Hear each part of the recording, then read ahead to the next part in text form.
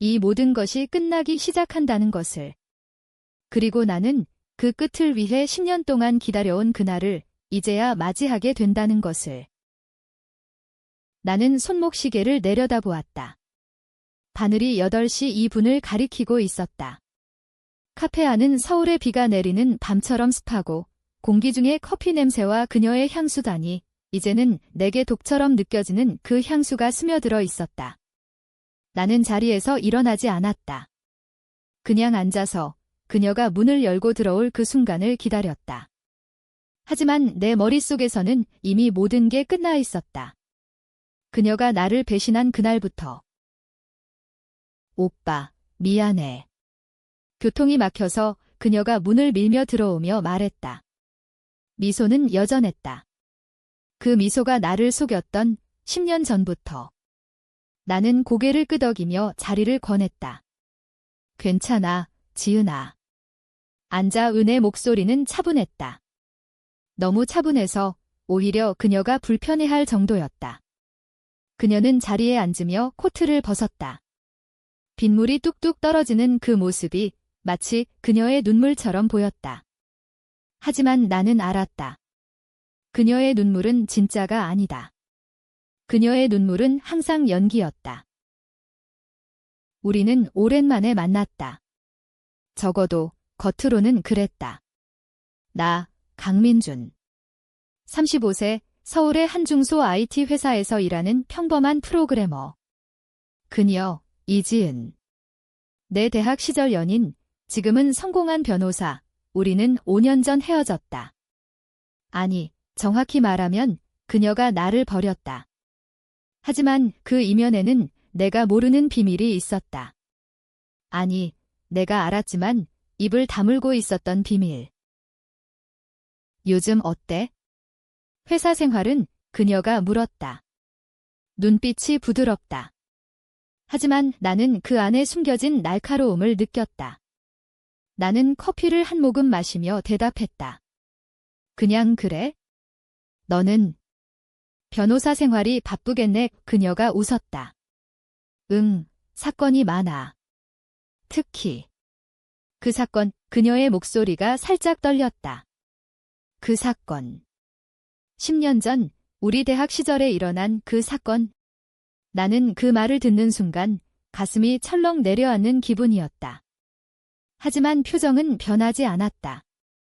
아직도 그 생각을 해. 내가 물었다. 그녀가 고개를 저었다. 아니, 그냥. 가끔 떠올라.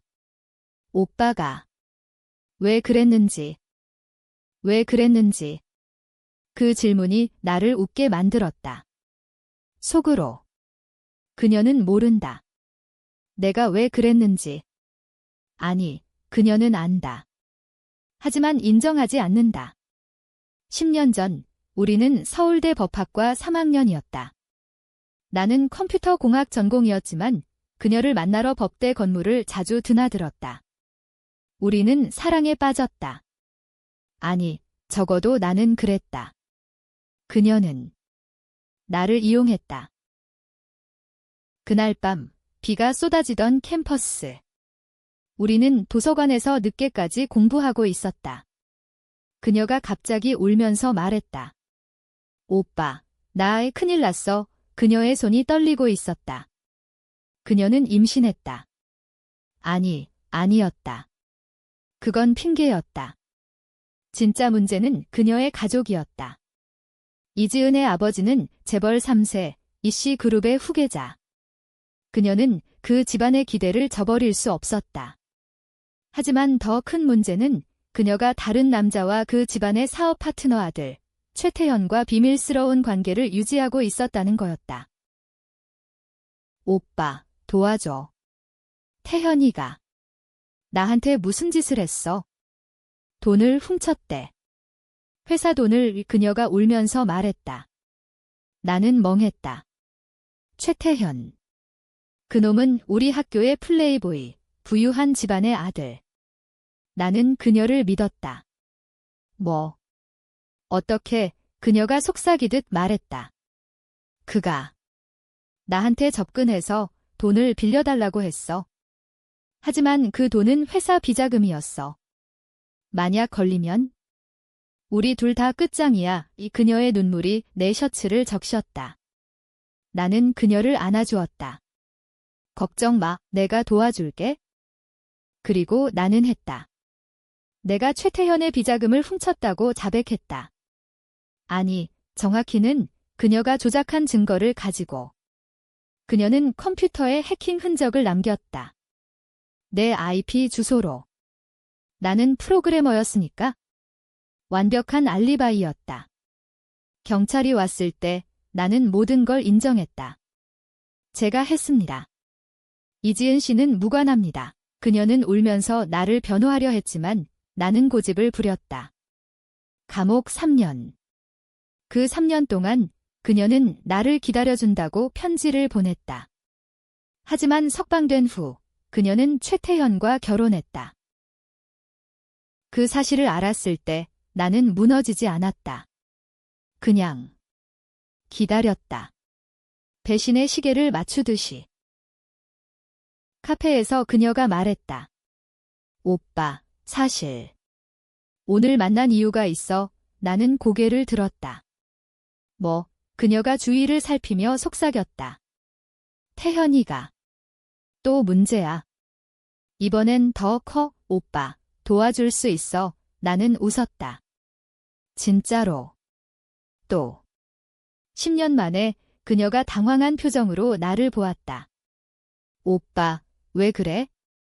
나 아직도 오빠를 사랑한다고. 내가 말을 끊었다. 카페 안의 공기가 갑자기 무거워졌다. 그녀가 입을 다물었다. 나는 핸드폰을 꺼내 테이블에 올려놓았다. 지은아, 너는 모르지.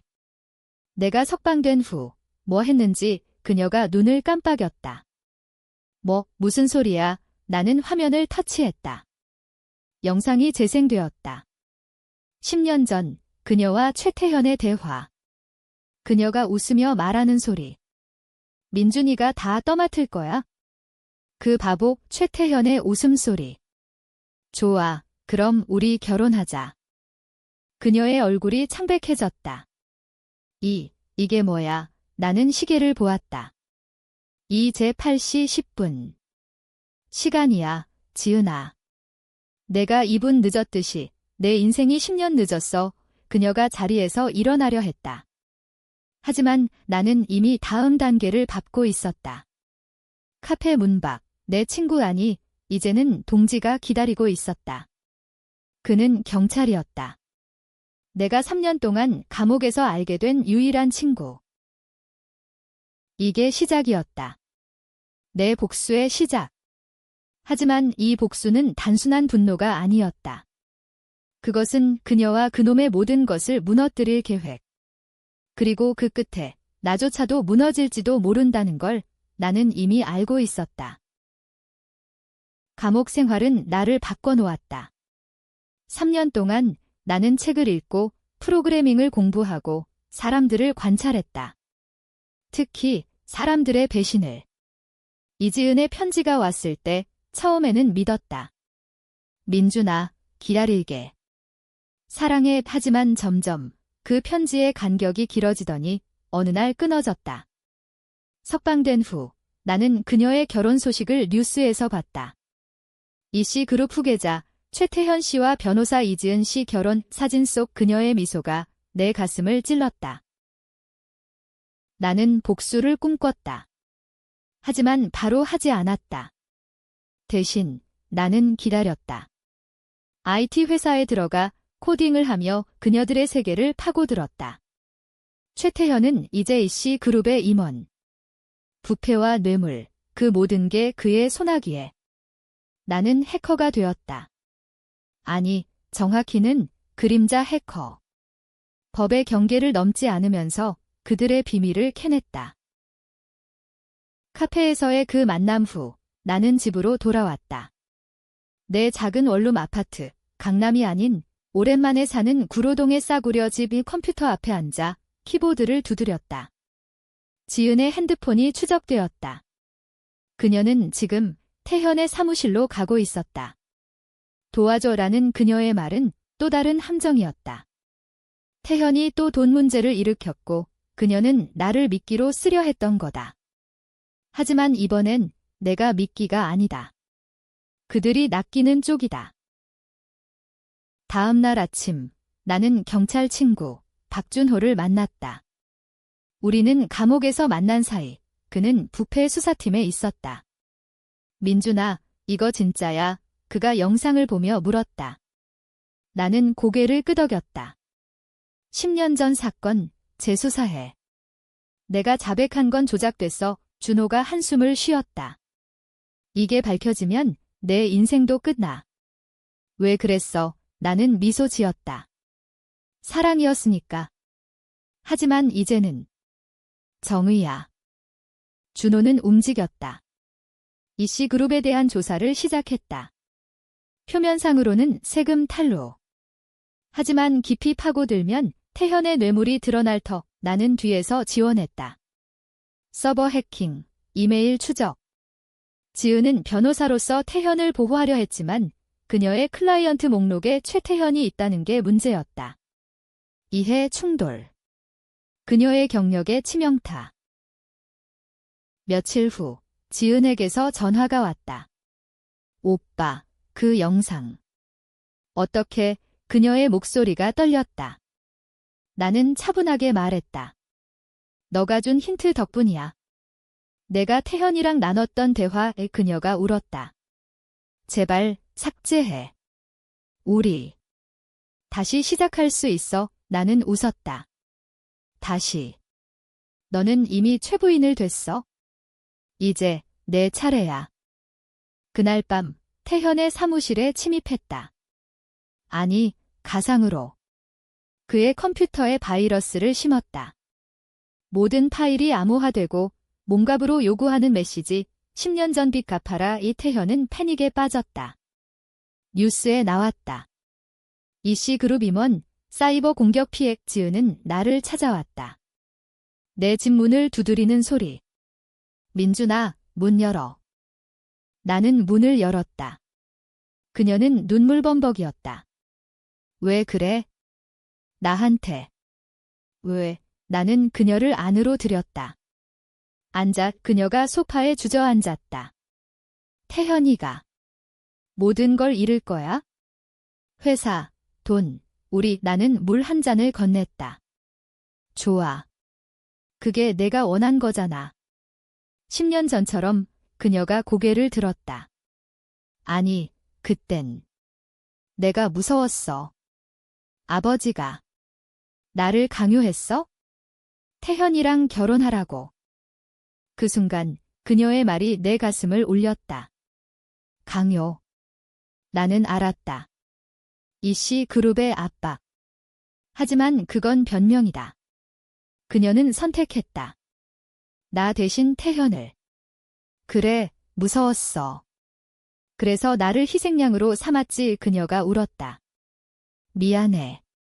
정말 미안해. 나는 그녀의 손을 잡았다. 따뜻했다. 여전한 그 온기. 하지만 나는 놓지 않았다. 아니, 놓아버릴 수 없었다. 그 밤, 우리는 이야기했다. 10년의 공백을 메우듯. 그녀가 말했다. 태현이는 나쁜 놈이야. 하지만 나도 잘못했어. 나는 듣고만 있었다. 내 계획은 변하지 않았다. 하지만 그녀의 눈빛이 나를 흔들었다. 복수는 단순해야 한다. 하지만 사랑은 복잡하다. 다음 주, 준호로부터 소식이 왔다. 태현이 잡혔다. 뇌물수수 뉴스가 터졌다. 이지은의 이름도 언급되었다. 변호사, 남편 변호 의뢰. 그녀의 경력은 끝장. 나는 지켜봤다. 내 시계가 똑딱거렸다. 하지만 아직 끝나지 않았다. 진짜 복수는 이제 시작이다. 태현의 체포는 서울을 발칵 뒤집어 놓았다. 이씨 그룹 주가가 폭락하고 언론은 재벌 3세의 몰락이라고 대서특필했다. 지은은 내게 매일 전화를 걸었다. 민준아, 도와줘. 나 모든 걸 잃었어. 그녀의 목소리는 점점 약해졌다. 나는 대답하지 않았다. 그냥 듣기만 했다. 그게 그녀를 더 괴롭히는 방법이었다. 침묵의 복수. 나는 회사에서 퇴근 후 한강공원으로 갔다. 비가 그친 밤, 강물이 검게 출렁였다. 나는 벤치에 앉아 담배를 피웠다. 감옥에서 배운 습관. 그때 준호가 나타났다. 민준아, 이쯤에서 그만해. 태현이 재판 끝나면 내 과거도 드러날 거야. 나는 미소 지었다. 그게 목적이야. 나도 끝내고 싶어. 준호가 한숨을 쉬었다. 너 아직도 그녀를 사랑하냐? 나는 대답하지 않았다. 사랑. 아니, 증오. 하지만 그 경계가 모호했다. 집에 돌아오니 문 앞에 편지가 놓여 있었다. 지은의 필체. 만나자. 마지막으로 나는 다음 날 그녀가 지정한 장소로 갔다. 한남동의 고급 호텔 라운지. 그녀는 창가 자리에 앉아 있었다. 여전히 아름다웠다.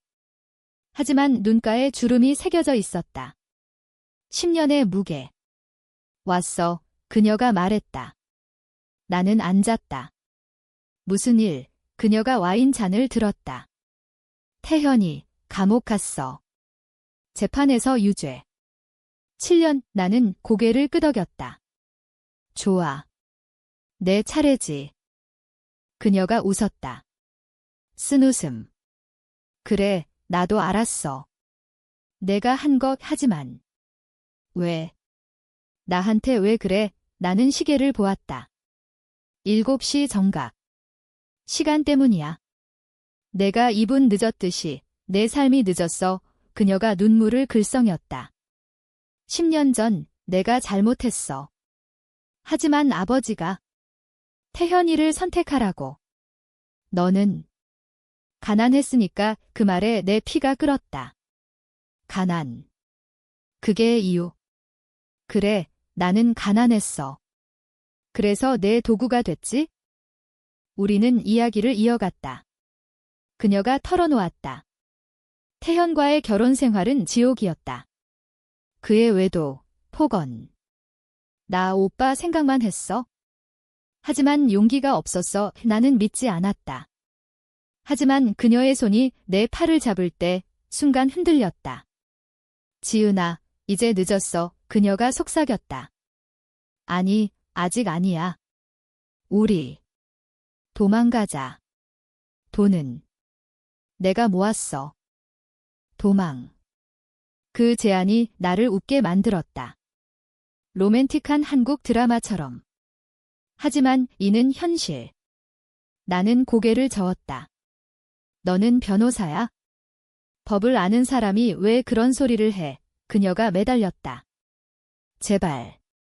태현의 돈으로. 해외로. 그 순간 나는 알았다. 그녀는 여전했다. 이용하려 했다. 태현의 돈은의 복수를 이용해? 나는 라운지를 나왔다. 뒤에서 그녀의 울음소리가 들렸다. 집으로 돌아와 컴퓨터를 켰다. 다음 단계. 그녀의 은행 계좌 해킹. 태현의 비자금이 그녀의 이름으로 옮겨져 있었다. 수억 원 이나는 그 돈을 추적했다. 그리고 기부했다. 고아원, 빈민 구호. 그녀의 이름으로 뉴스에 나왔다. 익명기부, 이지은 변호사 명의의 그녀의 이미지는 더럽혀졌다. 배신의 부인에서 도둑의 아내로. 준호가 경고했다. 민준아, 이건 범죄야. 내가 해킹한 것. 나는 웃었다. 증거 없어. 그리고 정의야. 하지만 밤에 나는 잠을 이루지 못했다. 지은의 눈빛이 떠올랐다. 그녀는 정말 후회했을까? 아니면 또 다른 연기? 재판 날이 다가왔다. 태현의 재판. 지은은 증인으로 불려갔다. 나는 후미진 자리에 앉아 지켜봤다. 그녀가 증언대에 서서 떨리는 목소리로 말했다. 저의 남편은 무죄입니다. 하지만 그녀의 눈은 나를 찾았다. 그 눈빛에 나는 봤다. 절박함. 그리고 사랑. 아니, 공포. 재판 후 그녀가 나를 따라 나왔다. 오빠, 왜 왔어? 나는 대답했다. 끝내기 위해 그녀가 내 손을 잡았다. 나 임신했어. 태현의 아이, 그 말에 내 세계가 무너졌다. 아이. 10년 전처럼. 하지만 이번엔 그녀의 선택. 임신. 그 단어가 내 머릿속을 맴돌았다. 지은의 배는 아직 드러나지 않았지만 그녀의 손이 본능적으로 배를 감쌌다. 언제? 내가 물었다. 그녀가 속삭였다. 2달 됐어. 태현이 알기 전에. 도망치고 싶었어. 나는 믿지 않았다. 아니, 믿고 싶지 않았다. 이게 또 다른 함정일까? 10년 전의 재탕. 우리는 호텔 근처 공원으로 갔다. 서울의 가을 바람이 차가웠다. 낙엽이 바스락거렸다. 오빠, 나 진짜야. 이번엔 그녀가 말했다. 나는 그녀를 보았다. 피곤한 얼굴, 하지만 여전한 아름다움. 증명해, 내가 말했다. 그녀가 핸드폰을 꺼냈다.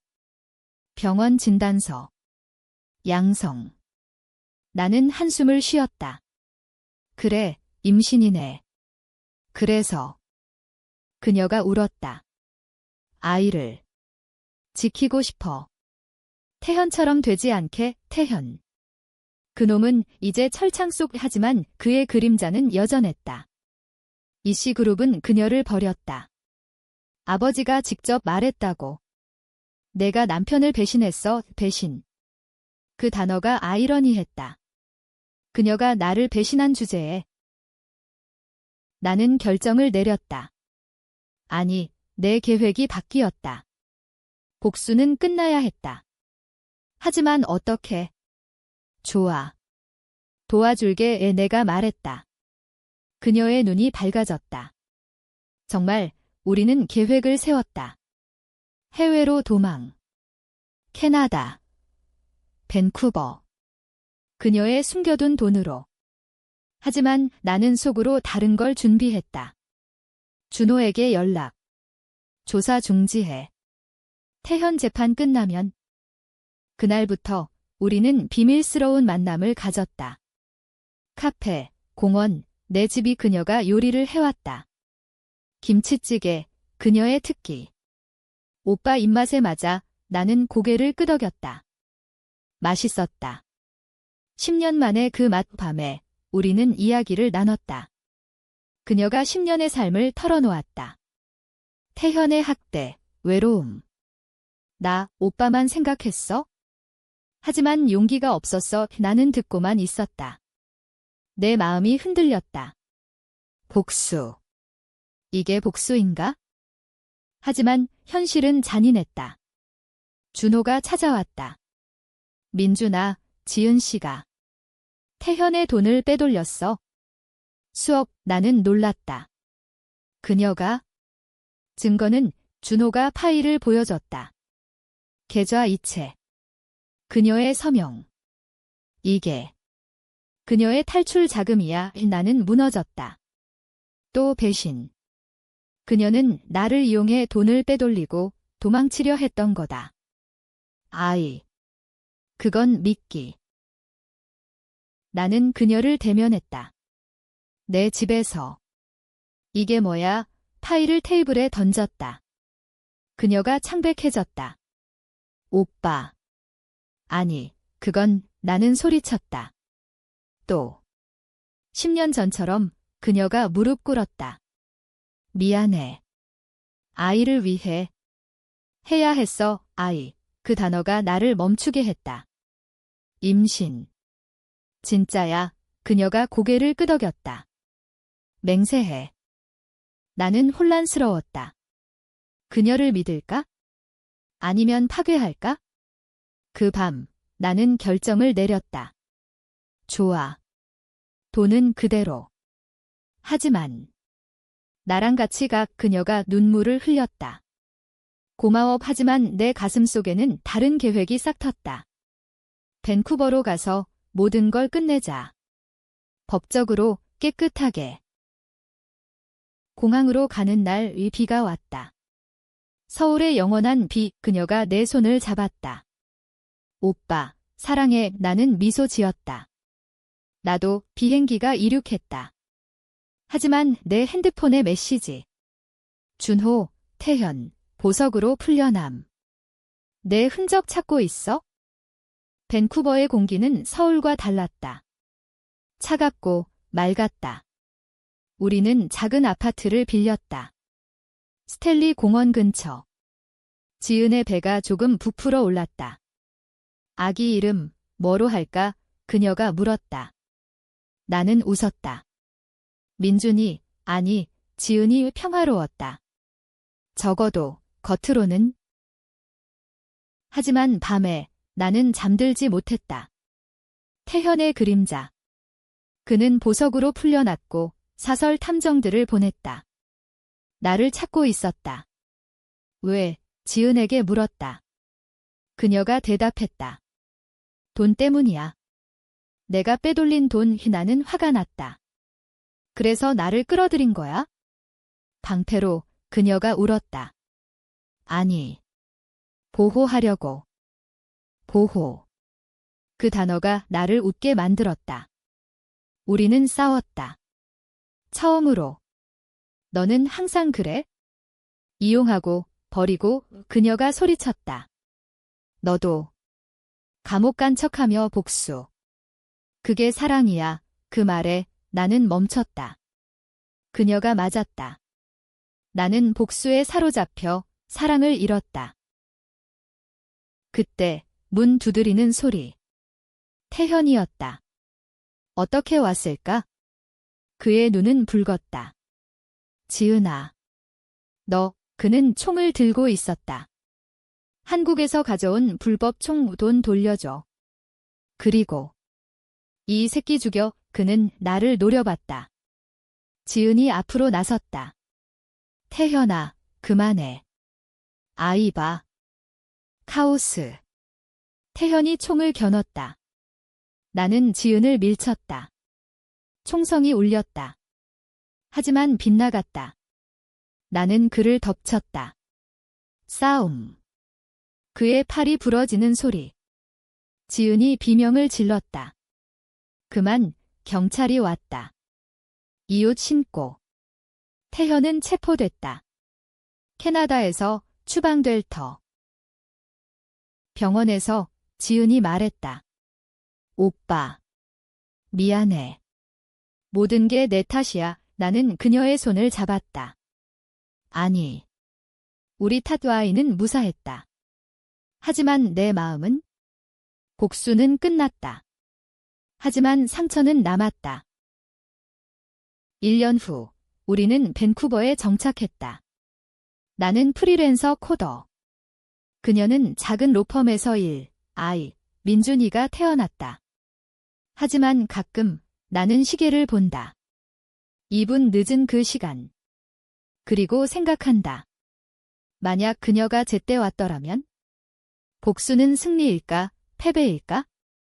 태현은 한국으로 돌아가 모든 걸 잃었다. 지은은 나와 함께. 하지만 밤에 그녀가 속삭인다. 오빠, 나 아직도 태현이를. 그 말에 나는 알았다. 배신은 끝나지 않는다. 그것은 우리 안에. 이게 끝이다. 아니, 시작. 복수의 시계는 영원히 똑딱거린다. 그리고 나는 그 소리를 들으며 산다. 사랑과 증오 사이에서.